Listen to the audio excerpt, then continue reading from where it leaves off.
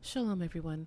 I just wanted to share something with you about the SLC24A5 gene, which is responsible for white or light skin. Looking at the Bible map of the nations, you have the three descendants of Noah, Shem, Ham, and Japheth, and we have learned that both the Hamitic and the Shemitic descendants have black skin, while the Japhetic descendants are the ones who have the white skin. And most of us would wonder, well, how in the world did that happen? This is some information that I have found out, just one small piece of the bigger picture, I'm sure, but I thought I'd bring it to your attention so that you can look into it yourselves and start putting the pieces together. As I've said in previous videos, the order of importance is the Bible, the Tanakh, history, and then the genetic information. And the purpose of this, once again, this is not to point the finger at people. I know about the, quote, curse of Ham. And those of us who are Negroes, we were cursed by God with black skin, and we all know that that's not true.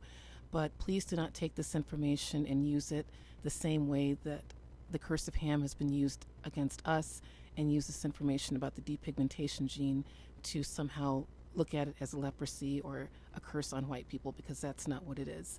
There's no one here in our group that thinks that way, but I don't know where this video could end up, so I just want to go ahead and make my stance clear on that. Let's proceed. So I'm quoting from Wiki documents. The SLC24A5 gene's derived threonine, or ALA111THR allele, has been shown to be a major factor in the light skin tone of Europeans compared to sub-Saharan Africans, and is believed to represent as much as 25 to 40% of the average skin tone difference between Europeans and West Africans. It has been the subject of recent selection in Europe and is fixed in European populations. Under the subheading, Effect on Skin Color, the article states the following. The earliest known sample of the threonine allele is 13,000 years old from Satsrblia Cave in Georgia. The allele was widespread from Anatolia to Iran at the beginning of the Neolithic and was introduced to Europe with the arrival of the first farmers from this region about 8,000 years ago. Here's some more information on the SLC24A5 gene by pnas.org. I wanted to bring your attention to something concerning the Khoisan people. It's also spelled Khoisan if you get your genetic results, if you're of Negro descent here in the western part of the world and even in the eastern part of the world. But Torrance, if you want to comment on this video in the comment section, feel free to do so. The Khoisan people are an ancient people. At one point, Torrance was speaking with a woman on TikTok, an Arabic lady, who informed him that they were very ancient people. When I was talking about the paternal haplogroups, the paternal haplogroups for the Khoisan people would fall under the A or the B haplogroup, or both of them. And I want you to think back to the descendants of Ham. Cush, which is Ethiopia, Mitzrayim, which is Egypt, Put, which is Libya, and Canaan, which is located on the Arabian Peninsula. Now, Zondervan's Compact Bible Dictionary states that Ham is the father of the dark races, or the progenitor of the dark races, but he is not the progenitor of the Negroes. That is very telling, because we were always told that our father was Ham, and we were led to believe that the Shemitic people were white, and we're finding out otherwise from historical documentation as well as the genetic information. But the importance of this with the Khoisan people is that in the Bible, we know that the Israelites were consistently mingling and interacting with the Canaanites and, of course, the Egyptians, where they were slaves. And so because of that, there should be that genetic admixture that shows up in a person who is a descendant of the Shemitic people. At one time, I think it was my most recent video about who is Japheth, and I mentioned to keep in mind the terms Proto-European, Indo-European, Indo-Aryan, and then Proto-Semitic, Hamido-Semitic, and Afro-Asiatic. Well, that Hamido-Semitic, Proto-Semitic, and Afro-Asiatic are all connected, just like the Proto-European, Indo-European, and Indo-Aryan. So that's just a quick little side note I wanted to let you know about, and to keep that in mind as I share more things in the future. Here's what the PNAS.org article has to say. Skin pigmentation reflects strong local adaptation to latitude after humans migrated around the globe. In the Northern Hemisphere, the gene SLC24A5 plays a key role in the genetic basis of light skin pigmentation, where a non-synonymous mutation in the gene has swept to fixation in contemporary Europeans. Although considered European-specific, we find this mutation at an unexpectedly high frequency in light-skinned Khoisan from South Africa. This far exceeds the European gene flow during colonial migration. The article goes on to say that this is an example of surprisingly strong adaptation of a recently introduced allele via back to Africa migration, which occurred less than 2,000 years ago. Once again, Torrance, if you'd like to jump into the comments section and share information with us, please do so. Torrance and I have had conversation in the past about the out of Africa theory versus the out of Asia theory, which is newer to me. But looking at this Bible map of the nations, it makes more sense to me that everyone, all of humankind, would have to start in a central location and then spread out. Noah had 3 sons, Shem, Ham, and Japheth, and they all spread out and populated the earth. So that's just a little tidbit that I'd like to throw out there, something else for you to think about. I will share more information as I continue to study, and I guess as Torrance and I talk about some more things. So let's continue. The article goes on to reiterate that the Khoisan populations of far southern Africa have lighter skin than other sub-Saharan African populations. This Eurasian skin pigmentation gene, SLC24A5, was introduced to southern Africa.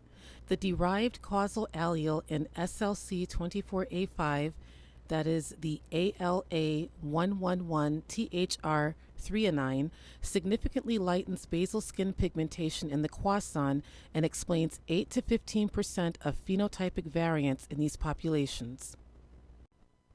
Once again, the allele was introduced into the Khoisan populations.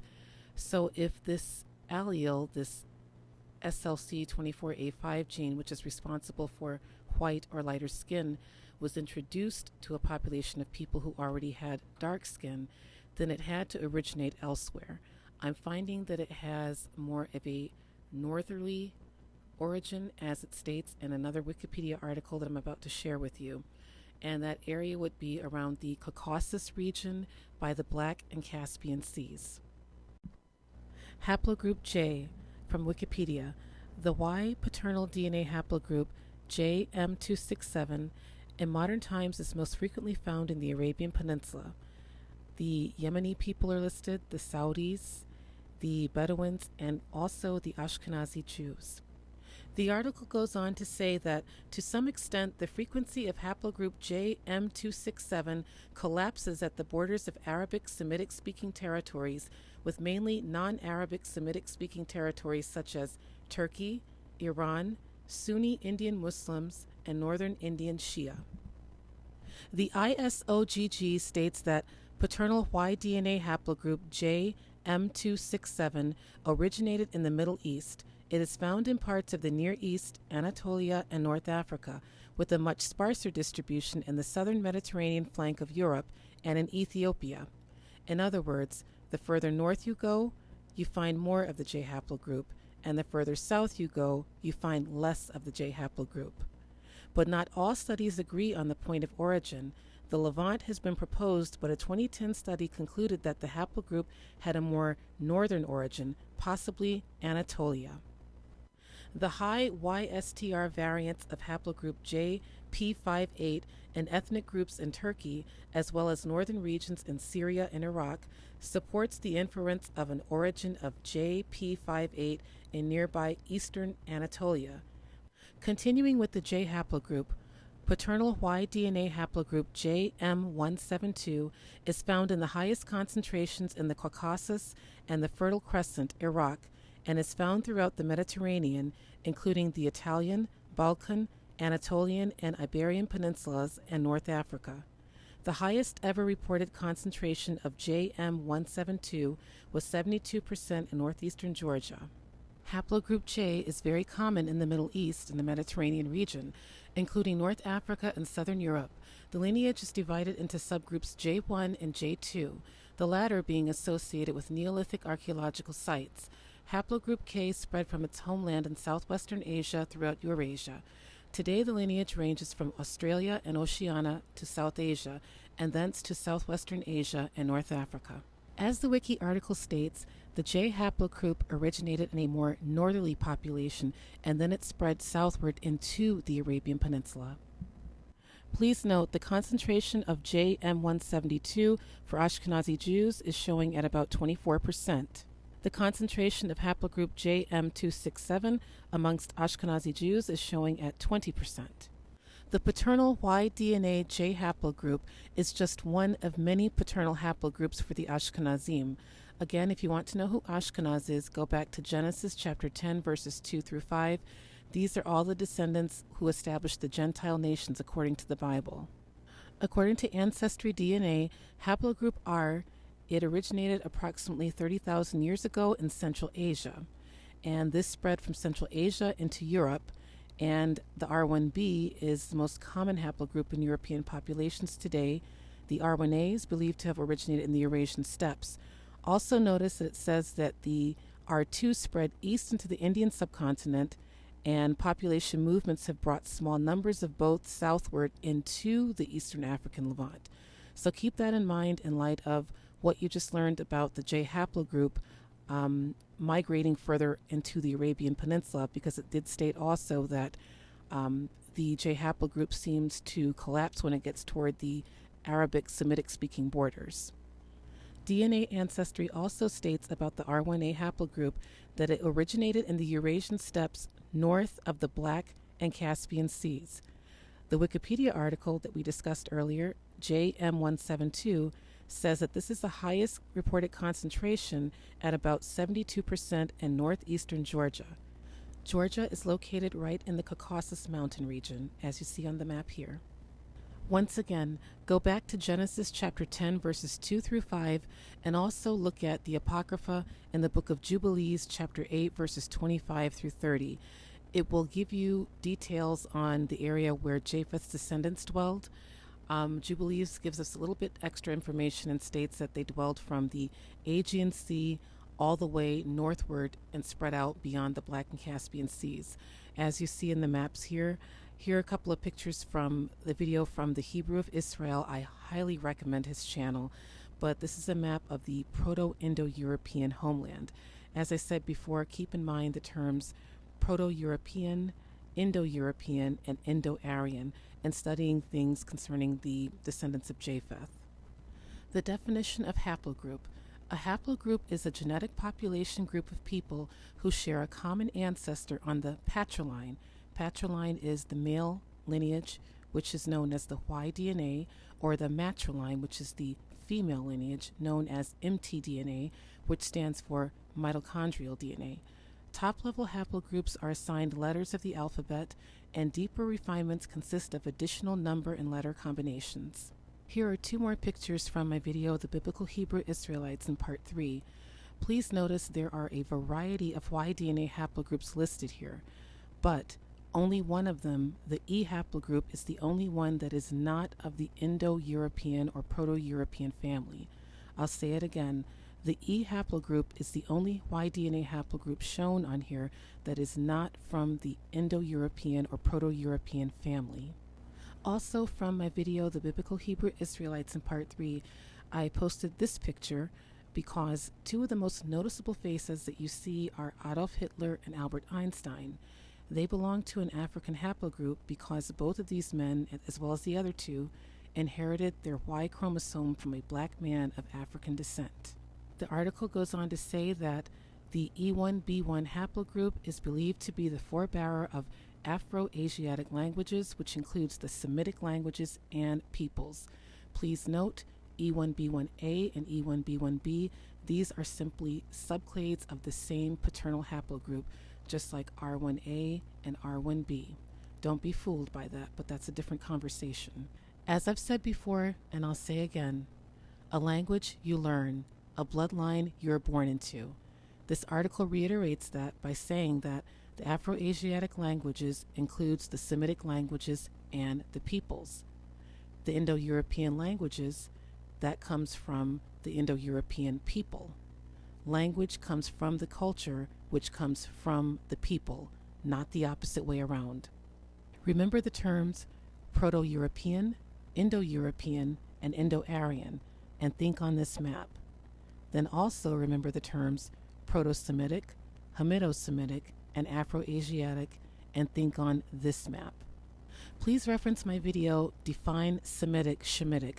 These pictures are from the Wikipedia article that I discussed concerning the definition of Afro-Asiatic and what that means.